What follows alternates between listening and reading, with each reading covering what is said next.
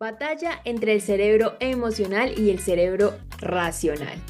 Hola a todos y a todas, bienvenidos a este nuevo episodio de Loco de la Casa, donde hablamos sobre psicología práctica para poder tomar mejores decisiones en todas las áreas de la vida.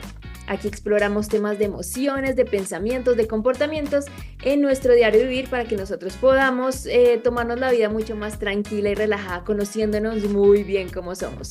El enfoque obviamente es de psicología y aquí vamos a escribir sobre todo muchas estrategias para poder tomar mejores decisiones, pero sobre todo superar los bloqueos a nivel emocional, a nivel de mente y poderlos alinear con nuestros valores. Así que antes de iniciar el día de hoy, no se les olvide suscribirse al canal de YouTube Pilar Ibáñez Speaker y al podcast El Loco de la Casa, Psicología Práctica, que está en Spotify para que puedan escuchar todos los capítulos y no se les olvide poner clic a la campanita. Así que vamos hoy con el episodio de hoy. Muy bien, hoy vamos a hablar del cerebro emocional y el cerebro racional, esta batalla interna que parece que tuvieran todo el tiempo. Y voy a iniciar con la siguiente pregunta y es, yo creo que a ustedes les ha ocurrido alguna vez en la vida que han tomado una decisión en un momento de mucho calor y después de un rato dijeron, pero Dios mío, ¿yo qué estaba pensando? Puede ser en el momento en el que estamos tomando una decisión o relacionándonos con una pareja o en el momento que estamos jugando o en el lugar de trabajo, pero siempre a veces decimos, pero ¿qué fue lo que me pasó a mí? Esto existe porque nosotros tenemos estos dos sistemas en nuestro cerebro, un cerebro que podríamos decir que es emocional y un cerebro que es absolutamente racional. Y a veces la forma de tomar decisiones es un poquito impulsiva y esto lo hacemos por las emociones, mientras que cuando intentamos ser fríos, un poco más analíticos, podríamos decir que esa es la parte racional. Pero hoy vamos a hablar sobre cómo encontrar el equilibrio dentro de estos dos sistemas o dentro de estos dos hemisferios del cerebro. Voy a empezar con una anécdota, que es una anécdota muy deportiva, pero que conoce absolutamente todo el mundo sobre qué pasa cuando nosotros tomamos decisiones absolutamente impulsivas. Y es el caso de Mike Tyson. Y la decisión que él tomó marcó su vida por siempre. Entonces, yo no sé si ustedes se acuerdan que Mike Tyson es súper famoso porque es un boxeador muy reconocido en la historia. Y este es un gran ejemplo de la utilización del cerebro emocional cuando toma el control completo sobre nuestro cerebro. En 1997, durante la pelea que está teniendo contra Evan Holyfield, Tyson perdió el control por completo y mordió la oreja de su oponente, causándole claramente que lo suspendieran y un daño grave a su reputación. Más tarde, Tyson confesó que la reacción había sido completamente impulsiva y decía en ese entonces, no pensé las consecuencias, actué por rabia. Esta es una clara muestra de cómo nuestro cerebro emocional puede llegar a secuestrar completamente nuestra lógica y hacer que nosotros actuemos de forma impulsiva. Así que hoy vamos a ver un poco esta batalla entre estos dos modelos y para eso pues siempre nos vamos a ir a la psicología a ver esto cómo funciona. Hay un libro que me gusta mucho que se llama El error de Descartes del neurocientífico Antonio Damasio y él explica cómo las emociones juegan un papel fundamental al momento de poder tomar decisiones. De hecho, Damasio me acuerdo mucho en sus escritos que decía que las personas que habían tenido un daño en el cerebro en el cual ya no podían procesar sus emociones, se les dificultaba la toma de decisión. Es decir, que la toma de decisión está directamente vinculada a nuestras emociones. Por eso, si nosotros decimos, no, si yo llego a ser 100% racional, eso me va a hacer más eficiente. Pues no, esto nos demuestra que nosotros necesitamos de las emociones para poder tomar decisiones. Y aquí quiero traer a colación y lo vamos a ver en pantalla, una teoría que a mí me encanta, yo esta la explico muchísimo en mis talleres y en las conferencias cuando hablamos de felicidad, porque es el modelo del cerebro triuno, como lo llama Paul MacLean. Paul MacLean, que eso es una teoría un poquito viejita, creo que es de los 50 más o menos, si mi memoria no me falla, y él hablaba, Paul MacLean hablaba que uno tenía tres clases como de cerebros, como si fueran tres sistemas y cada uno interactúa de una forma diferente para la toma de decisión. Él hablaba sobre el cerebro reptiliano o instintivo, que es este cerebro que actúa de forma automática y sobre todo es un cerebro que se mueve mucho por las emociones del el miedo y la agresión. ¿Cuándo es más fácil que nosotros veamos cómo funciona este cerebro? Cuando tenemos chiquitos entre los 0 y los 8 años, es muy fácil ver cómo este cerebro se está desarrollando porque uno actúa desde la experiencia, desde la supervivencia y es un cerebro que es de sobrevivir, de saber cómo funciona el mundo, experimenta. Esa es la razón por la cual cuando uno está con un niño chiquito, pues así uno le dé una instrucción que parece ser racional, pues claramente ellos se van a llevar por ese instinto y en ese instinto está meterse toda la boca, en ese instinto está coger el carrito y botárselo a la hermanita por la cabeza y descalabrarla y reírse porque no le parece que eso cause absolutamente nada. Ese instinto es como tengo hambre, quiero comer algo, quiero llamar la atención y me tiro al suelo y hago una pataleta en el lugar menos indicado porque es un cerebro que está experimentando y es si yo tomo esta acción, cuál es la reacción y qué sucede y qué pasa en mi entorno con esto que está pasando. Es solamente experiencia. Y también cuando nosotros somos mucho más grandes adultos, es ese cerebro que se mueve mucho por la rabia. Se mueve mucho por la rabia porque la rabia lo que genera es una reacción en el entorno para que se cree, y lo hablamos esto en otro capítulo, esa sensación como de justicia, ¿cierto? A veces por propia mano, pero es la sensación del cerebro de justicia. Hay otro sistema que Paul MacLean nos cuenta y es el cerebro o el sistema límbico o emocional, que es el responsable de las emociones y de la memoria. ¿Cuándo es más fácil ver este cerebro cómo funciona en su diario vivir? Cuando estamos en plena adolescencia, que estamos tratando de entender este salpicón químico de nuestro cerebro que está pasando ahí. Unos días estamos de un mood, otros días estamos de otro, un día amamos a todo el mundo, el otro día los odiamos, un día queremos estar en tema de altruismo, al otro día vandalismo total.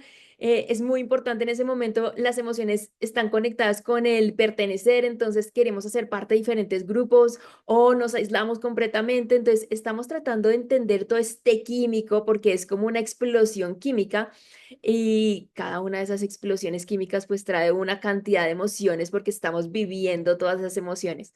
En la película de Intensamente me acuerdo que lo muestran muy bien como el cerebro reptiliano que hablábamos ahorita o instintivo sería el rojito, la rabia, y el cerebro que es más límbico emocional estaría ya metida por ahí la ansiedad, estaría metida por ahí el miedo, estaría metido por ahí también la alegría, claramente, y la tristeza están todos por ahí en ese salpicón, porque en la adolescencia, si se acuerdan, en la segunda película, muchas emociones y todas van y vienen y se pone roja y después está triste y bueno, una cantidad de cosas.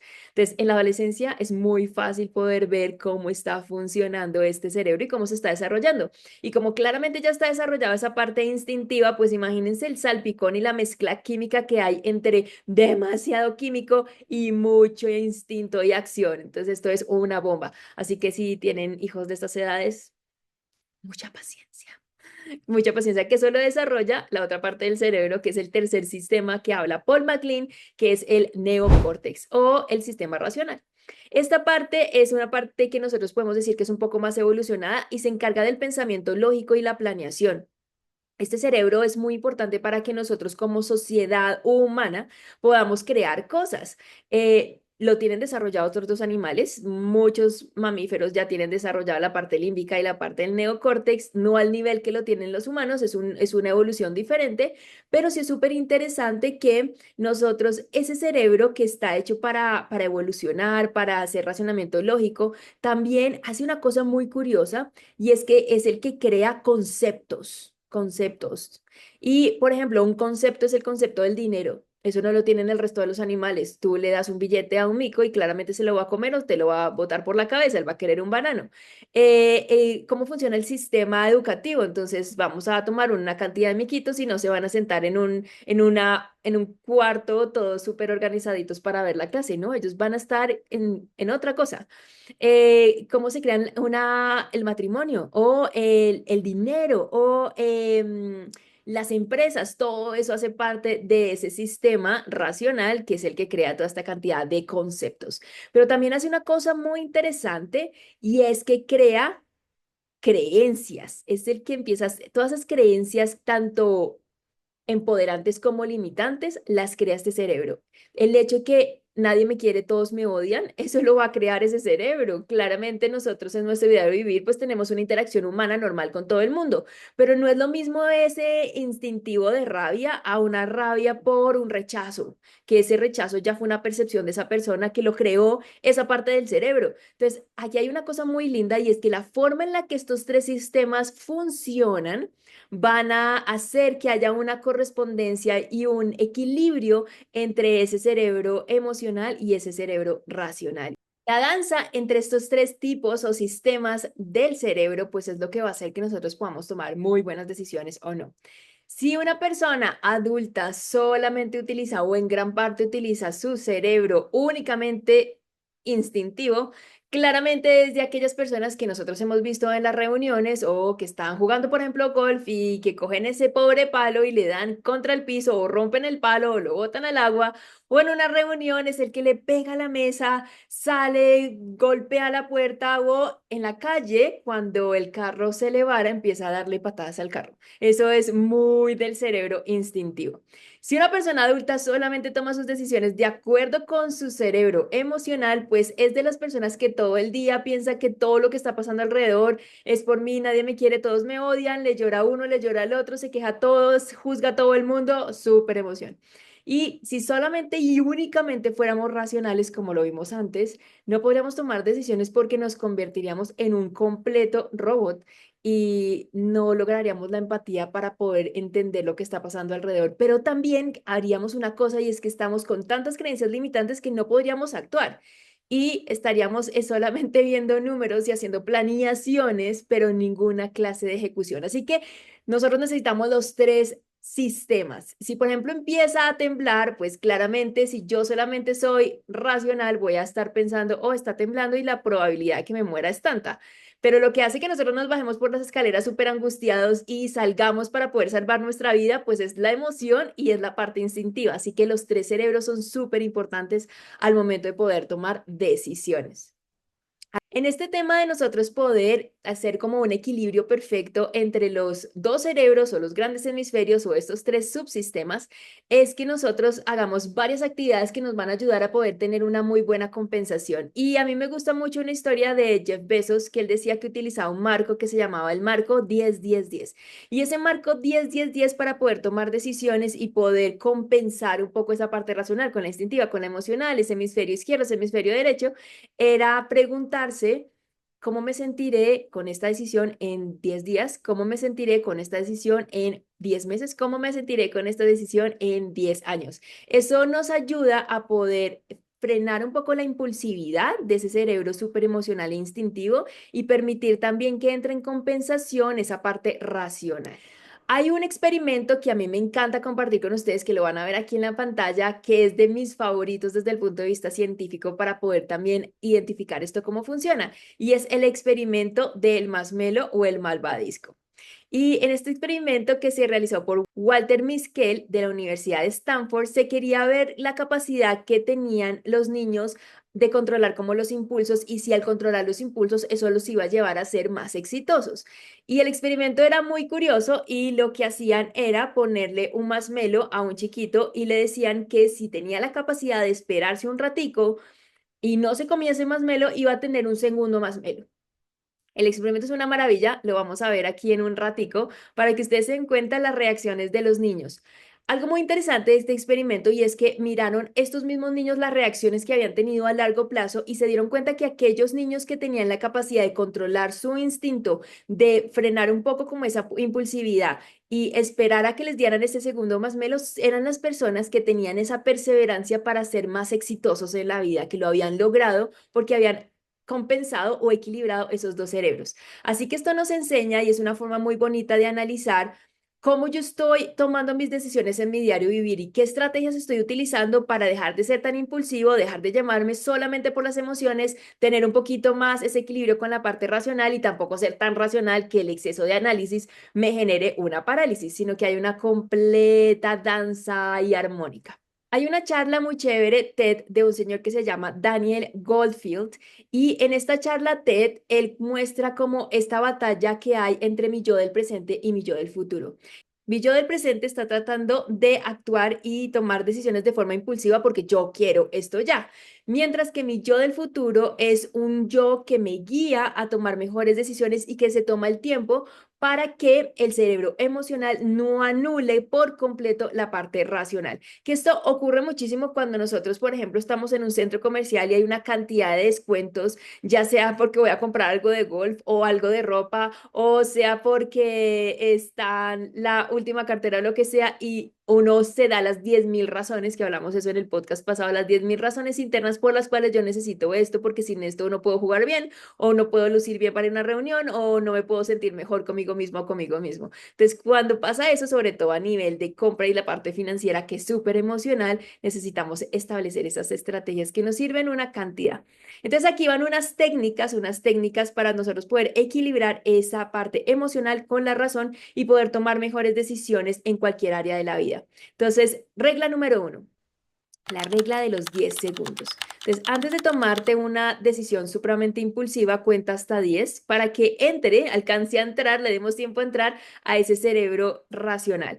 Me acuerdo de haber visto esta técnica en el libro de Daniel Goleman sobre inteligencia emocional y él lo contaba sobre una técnica que utiliza y es cuente hasta 10. Ese cuente hasta 10 es para esperar a que el cerebro impulsivo y el cerebro súper emocional logre pararse un poquito y frenarse y logre entrar el neocórtex a identificar qué es lo que está pasando con la situación. Así que regla de los 10 segundos o cuente hasta 10. Lo segundo es tener un diario de decisiones. ¿Qué es un diario de decisiones? Es un cuaderno en el que nosotros anotamos nuestras decisiones y reflexionamos sobre ellas. Esto nos puede ayudar para poder identificar patrones emocionales y racionales.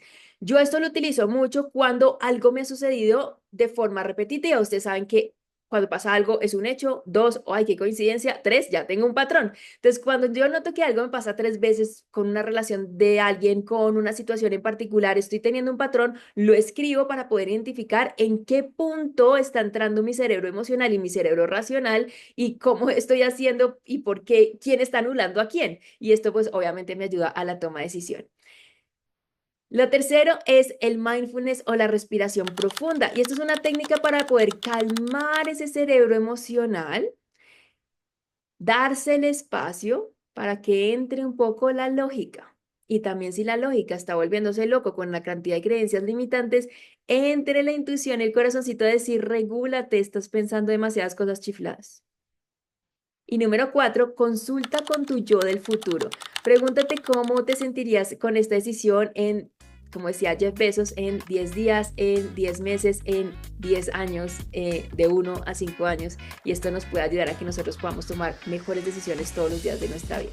No se trata de eliminar las emociones, sino aprender a escucharlas sin dejar que nos dominen. Cuando aprendemos a equilibrar nuestro cerebro emocional y racional, tomamos mejores decisiones que nos acercan a la vida que realmente queremos. Viktor Frankl, el autor del libro El hombre en busca de propósito, decía que entre el estímulo y la respuesta hay un espacio. Y ese espacio se encuentra en nuestro poder para elegir nuestra respuesta. Y en una respuesta reside nuestro crecimiento y nuestra libertad. Así que apliquemos todas estas técnicas, reflexionemos sobre cómo está funcionando nuestro cerebro emocional y racional y no se les olvide suscribirse al canal de YouTube y de Spotify para que les lleguen las notificaciones con la campanita y puedan escuchar todos los episodios de este podcast. Nos vemos en un próximo episodio. Recuerden que mi nombre es Pilar Ibáñez. Un abracito, nos vemos en el próximo episodio.